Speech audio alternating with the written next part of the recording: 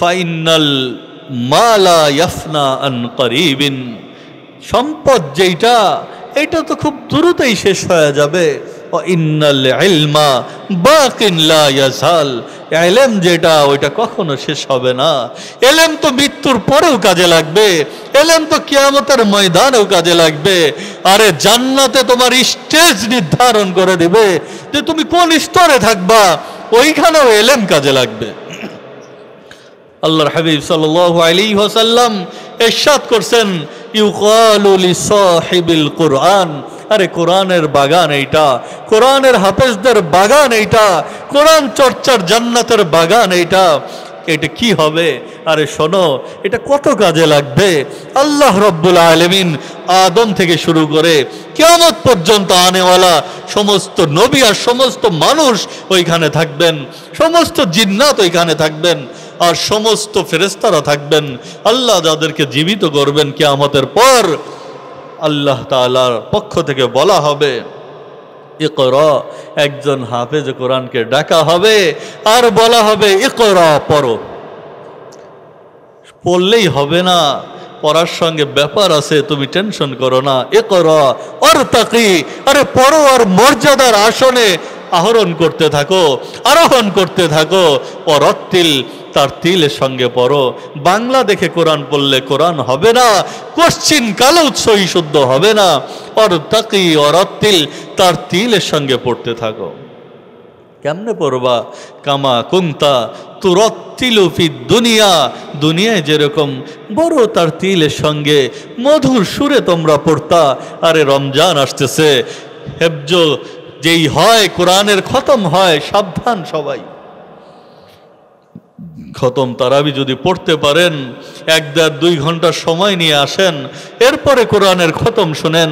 আর যদি আপনার বড় তাগাদা থাকে, বড় তারা থাকে, আপনি যদি বড় ব্যস্ত মানুষ হয়ে যান, আর এই ব্যস্ততা তো দুনিয়ার ব্যস্ততা, যেটা কখনোই প্রশংসিত না, তাহলে আপনি সূরা তারাবি পড়েন, কোরআনের লগে ডিস্টার্ব করেন না, কোরআনের সঙ্গে বেয়াদবি করেন না।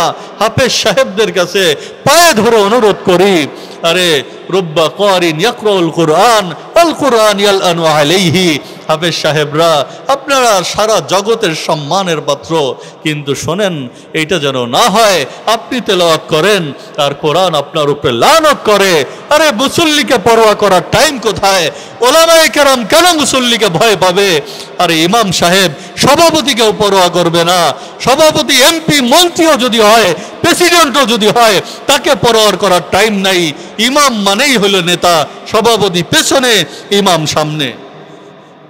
ইমাম সাহেব বলে দিবেন, হাফেজ সাহেব সামনে যান, মানে সেই ইমাম বলে দিবেন যে কোরআন ধীরে পড়তে হবে, তার তিলের সঙ্গে পড়তে হবে, তাড়াহুড়া করে পড়া যাবে না।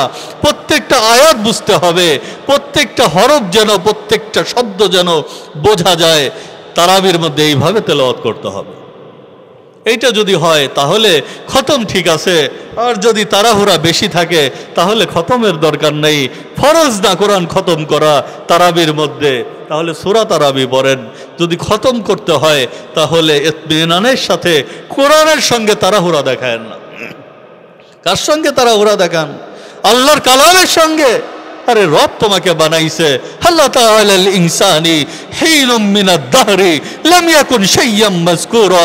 আরে তোর তো 2 পয়সা দামও ছিল না, তুই তো নাপাক পানি ছিলি, এমন নাপাক ছিলি যে বাবার শরীর থেকে কখনো বের হইছে, তো সেই বাবার জন্য কোরআন টাচ করা বৈধ ছিল না, ওই বাবার জন্য মসজিদে কদম রাখা বৈধ ছিল না, ওই বাবার জন্য কোরআনের তেলাওয়াত বৈধ ছিল না। এত নাপাক তুমি ছিলা। এই নাপাক পানি থেকে আল্লাহ তোমাকে অস্তিত্ব দিছেন, আর তুমি এখন ব্যস্ত হয়ে গেছো, কোরআনের সঙ্গে ব্যস্ততা দেখাও। হবে সব আধা ঘন্টায় শেষ করতে হবে। আরে এটা কি? সারা জগতের জন্য মেসেজ। আমি ভুল করলে ওলামায়ে কেরাম আমাকে শুধরায় দেবেন, আমি শুধরিয়ে যাব, কিন্তু আমার বুঝ এইটা যে কোরআন এইভাবে তেলাওয়াত হবে না, কোরআন তেলাওয়াত হবে তার তিলের সঙ্গে। অহংকার করার জায়গায় এখানে না। আউয়ালুকা নুতফাতুন মাজিরা, আখিরুকা জিফাতুন কাজিরা ওয়া আনতা বাইনা যালিকা তাহমিলুল আজিরা। হযরত ইবনে ইউসুফের এক কর্নেলকে আল্লাহর ওলি বলতেছেন, আরে তোমার প্রথম অবস্থা ছিল নাপাক বীর্য ছিলা, আর শেষ অবস্থা পোকামাকড় খেয়ে শেষ করে ফেলবে, আর মধ্যবর্তী অবস্থা, আরে যদি বাইপাস লাইন ঠিক না থাকে পেছন দিয়ে, তাহলে পাইপ দিয়ে সামনে দিয়ে বের করতে হবে, এই মজমায় তোমাকে কেউ বসতে দেবে না। লাইনটা যদি বাইরে বের করা থাকে, পেটের মধ্যে 2-4 কেজি নাপাক নিয়ে ঘুরতেছো, অহংকার কার সঙ্গে তুমি করো, খবরদার লা তামশি ফিল আরদি মারহা। দুনিয়াতে দম্ভ করে চলো না, কোরআনের সঙ্গে কোনো অহংকার চলবে না, দম্ভ চলবে না, কোরআনের কাছে বিনয় হইতে হবে। এটা তো আমাদের সৌভাগ্য যে আল্লাহর কালাম আমরা শুনতে পাইতেছি, খুশি হয়ে যাইতে হবে আল্লাহর কালাম আমরা শুনতেছি। হাযা কালাম রব্বি, আমার রবের কালাম আমি শুনতেছি। আরে কত লম্বা হইতে পারে। আল্লাহর বহু বান্দা আছে হারাম আইন শরীফের তেলাওয়াত শোনার জন্য সারা দুনিয়ার ব্যস্ততাকে তারা এদিক ওদিক করে চলে যায়, পুরা মাস হারাম আইনের তেলাওয়াত তারা শুনতে থাকে, দিনের পর দিন তারা শুনতে থাকে, ঘন্টার পর ঘন্টা তেলাওয়াত হইতে থাকে। এই জন্য কোরআনের তেলাওয়াত, রমজান আসতেছে, তার তিলের সঙ্গে তেলাওয়াত হইতে হবে। আল্লাহর হাবিব সাল্লাল্লাহু আলাইহি ওয়াসাল্লাম বলেন, তার তিলের বড় দাম। ইকরা ওয়ারতাকি ওয়ারাত্তিল, ও আমার বান্দা তুমি পড়ো, আজকে বড় সুন্দর করে পড়ো, তার তিলের সঙ্গে পড়ো, সিফাতের সঙ্গে পড়ো, আখরাতের সঙ্গে পড়ো। কামা কুনতা তুরাত্তিলু ফিদ দুনিয়া, দুনিয়ায় তার তিলের সঙ্গে পড়ছো, বহু কষ্ট করছো, তাহাজ্জুদের আগে উঠে তেলাওয়াত শুরু করছো। ফা ইন্না মানজিলাতাকা, শোনো বান্দা, তোমার আজকে স্টেজ কোথায় হবে জানো? ইনদা আখিরি আয়াতিন তাকরাউহা, যেইখানে গিয়ে তোমার তেলাওয়াত থেমে যাবে ওইখানে তোমার মর্যাদা হবে। 6000-এর উপরে আয়াত আছে কোরআনের মধ্যে। আজকে তোমার বিল্ডিংটা হবে 6000 তালার থেকেও বেশি হবে। বেশি কিসের বিল্ডিং হবে? ইট দিয়া। আর ইটের তো কত দাম এখন, 1000 ইট 12-15 হয়ে গেছে, কিন্তু বিল্ডিং হবে লাবিনাতু জাহাবিন ও লাবিনাতু ফিদ্দাতিন। ওই বিল্ডিং এর একটা ইট হবে স্বর্ণের, আর একটা ইট হবে রূপার। মাকানু সাউতিন ফিল জান্নাহ খায়রুম মিনাদ দুনিয়া ওয়া মা ফিহা, আর জান্নাতের 1 হাত জায়গা বিক্রি করলে দুনিয়াকে কয়েকশো বার কেনা যাবে। ওই জান্নাতের মধ্যে আল্লাহ 6000 তালার উপরে বিল্ডিং দিয়ে দিবেন, আর বিল্ডিং এর একটা ইট হবে স্বর্ণের, আর একটা ইট হবে রূপার। আলা নাসিফুহা খায়রুম মিনাদ দুনিয়া ওয়া মা ফিহা, জান্নাতি রমণীর মাথায় যেই ওড়নাটা থাকবে এইটাও তো দুনিয়ার থেকেও বেশি দামি হবে, দামি হবে। ওই জান্নাতের দিকে ধাবিত হইতে হবে। ওই ইলমের এত দাম যে ইলমের মাধ্যমে আল্লাহ ময়দানও দামি করে দিবেন, কিয়ামতের ময়দানও দামি করে দিবেন, জান্নাতের মধ্যে দামি করে দিবেন। ওই ইলম দুনিয়ার কোনো ইলম না, নবীর জবানের ইলম এইটা, আল্লাহর পাঠানো পবিত্র ইলম এইটা, কোরআনের ইলম এইটা।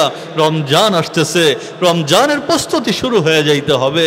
আল্লাহুম্মা বারিক লানা ফি রজাবা আর শাবান, এখন থেকে প্রস্তুত হয়ে যাই। আল্লাহর নবী দোয়া পড়তেন। কেউ কেউ বলেন এটা মুহাদ্দিসিনদের মধ্যে দুর্বল, কিন্তু দোয়া তো সুন্দর, দুর্বল হইলেও সমস্যা নেই, অর্থ তো সুন্দর। আল্লাহুম্মা বারিক লানা ফি রজাবা ওয়া শাবান, ও রব আমাদের রজবের মধ্যে বরকত দিয়ে দেন। বরকত দিয়ে দিছেন আল্লাহ তাআলা, শাবানে চলে আসছি, আল্লাহ শাবানেও বরকত দিয়ে দেন। ওয়াবাল্লিগনা রমাজান, রমজান একটু পৌঁছায়া দেন আমাদের। আর রমজান যখন চলে আসবে তো প্রস্তুতি আগে থেকেই শুরু হয়ে যাবে। আসসালাওয়াতুল খামস আল জুমআতু ইলাল জুমআহ, আরে 5 ওয়াক্ত নামাজ এক জুমা থেকে এক জুমা, রমজান ইলা রমজান, আর এক রমজান থেকে আর এক রমজান। মুকাফফারাতুম মা বাইনাহুন্না ইজাজতুনিবাল কাবাইর, আরে কোনো বান্দা যদি কবিরা গুনাহ থেকে বেঁচে যায় তাহলে তো এক রমজান আর এক রমজানের কাফারা হয়ে যাবে, মাঝের সমস্ত সগীরা গুনাহকে রব মাফ করে দিবেন। রমজানের প্রস্তুতি নিয়ে নেই। রমজান আসিয়ামু জান্নাতুন, আরে রমজান তো ঢাল স্বরূপ। আল্লাহ তাআলা জান্নাত আলাদা দরজা বানাইছেন। ইন্না ফিল জান্নাতি বাবান ইকালু লাহুর রায়্যান, জান্নাতে আলাদা দরজা বানায় দিয়েছেন আল্লাহ তাআলা। এই দরজার নাম রায়্যান, লা ইয়াদখুলুহা ইল্লা সাইমুন, আর এই দরজা দিয়ে রোজাদার ছাড়া কেউ ঢুকতে পারবে না। এই জন্য এখন থেকে প্রস্তুতি নিয়ে নেই। আর রমজান কিন্তু বড় ডেঞ্জারাস জিনিস। আল্লাহর হাবিব সাল্লাল্লাহু আলাইহি ওয়াসাল্লাম কাব ইবনে উজরা রাদিয়াল্লাহু তাআলা আনহুর হাদিস আপনারা বারবার শুনছেন, রমজান আসলেও শুনবেন, রমজানের আগেই শোনা দরকার। আল্লাহর নবী ফালাম্মার তাকা দরাজাতান ক্বালা আমিন, মেম্বারে এক সিঁড়ি আরোহণ করলেন আর বললেন আমিন। ফালাম্মার তাকাদ দারাজাতাস সানিয়া, দ্বিতীয় স্টেজে আরোহণ করে বললেন আমিন। ফালাম্মার তাকাদ দারাজাতাস সালিসা, যখন তৃতীয় স্টেজে আরোহণ করলেন তখনও বললেন আমিন। ফালাম্মা নাজালা কুলনা ইয়া রাসূলুল্লাহ, আল্লাহর নবী যখন নামলেন আমরা বললাম ইয়া রাসূলুল্লাহ লাকাদ সামি'না মিনকাল ইয়াওম মা কুন্না নাসমাউহু ক্বাবলু, এমন কিছু কথা আজকে শোনাইলেন, এই কথা তো আগে শুনি নাই। মেম্বারে উঠতেছেন আর আমিন বলতেছেন, উঠতেছেন আমিন বলতেছেন। আল্লাহর নবী বললেন শোনো, কদ হাদার আলী জিবরিল, ঘটনা তোমরা দেখতেছো আমি আমিন বলতেছি, ঘটনা তো অন্য জায়গা।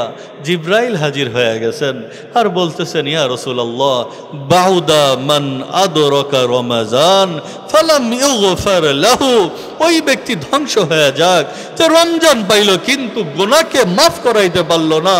এই ব্যক্তি বেঁচে থেকে লাভ কি? এই ব্যক্তি সফল হওয়ার কোনো রাস্তাই তো থাকলো না, সে ধ্বংস হয়ে যাক। জিব্রাইল তো আল্লাহ তাআলা না বললে আসেন নাই, আর নবী যখন আমিন বলে দিছেন, সর্বশ্রেষ্ঠ ফেরেশতা তখন বদদুয়া করে দিছেন, তো কবুল হওয়ার কোনো সন্দেহ আছে? বাউদা মান যুকিরতা ইনদাহু ফালাম ইসাল্লি আলাইকা, আরে ওই ব্যক্তিও ধ্বংস হয়ে যাক যার আপনার প্রতি কোনো মহব্বত নাই, আপনার নাম উল্লেখ করা হইল, আপনার নাম তাদের সামনে বলা হইল সাল্লাল্লাহু আলাইহি ওয়াসাল্লাম, সাল্লাল্লাহু আলাইহি ওয়াসাল্লাম, এই দুরূদটা একবার পাঠ করার মতো সুযোগ হইল না, তাহলে এই ব্যক্তি আপনার উম্মত হওয়ার যোগ্যই রাখে না, যোগ্যতাই নাই তার, সেও ধ্বংস হয়ে যাক। তৃতীয় আল্লাহর নবী আর এক ব্যক্তির কথা বদদুয়া করছেন, বাউদা মান আদরাকা আবাওয়াইহিল, তার পিতামাতাকে পাইল কিন্তু ফালাম ইদখিলাহুল জান্নাহ, কিন্তু জান্নাতে তাকে প্রবেশ করাইতে পারল না। এই জন্য রমজান বড় গুরুত্বপূর্ণ। রমজানের প্রস্তুতি আমরা এখন থেকে শুরু করে দেই, রমজানের জন্য আমরা এখন থেকে প্রস্তুতি নেওয়া শুরু করে দেই, রমজানের প্ল্যানিংটা আমরা এখন থেকে করি, আমাদের কাজগুলাকে এখন থেকে চাপানো শুরু করে দেই। এখন 10 ঘন্টা কাজ করলে লাগলে 2 ঘন্টা বাড়ায় দেন, রমজানের জন্য 6 ঘন্টাও করতে না হয়। রমজানের জন্য তেলাওয়াত, তারাবি, তাহাজ্জুদ এইগুলোর জন্য প্রস্তুতি আমরা নিয়ে নিতে পারি। এই জন্য এখন থেকেই কি বলেন, প্রস্তুত হব তো ইনশাল্লাহ। আল্লাহ রব্বুল আলামিন আমরা যেই কথাগুলো বললাম, এক হইল যেই ইহুদি খ্রিস্টানদের কালচার আর দিবস এইগুলোর মধ্যে গা ভাসানো যাবে না, আমাদের যুবকদের এর মধ্যে যেন তারা না যাইতে পারে, এই জন্য আমাদেরও সতর্ক থাকতে হবে, তাদের পণ্যগুলাও বয়কট করতে হবে। প্রাণের প্রোডাক্ট, আরএফএলের প্রোডাক্ট এইগুলা থেকে আস্তে আস্তে দূরে সরতে হবে, 7 আপ, আরসি এই জিনিসগুলা থেকে দূরে সরতে হবে। রমজানের জন্য আমরা প্রস্তুতি গ্রহণ করব। আর এলমের যে গুরুত্ব, এলমের গুরুত্ব আমরা অনুধাবন করব। যারা এখনও কোরআন তেলাওয়াত করতে পারি না তারা কোরআনের তেলাওয়াত শিখব, রমজানের জন্য বেশি বেশি তেলাওয়াত করতে পারি, যেন এখন থেকেই চালু করে নিব। আল্লাহ রব্বুল আলামিন মা বোনদের সহ আমাদের সকলকে তৌফিক দান করেন। আখিরু দাওয়ানা আলহামদুলিল্লাহি রাব্বিল আলামিন।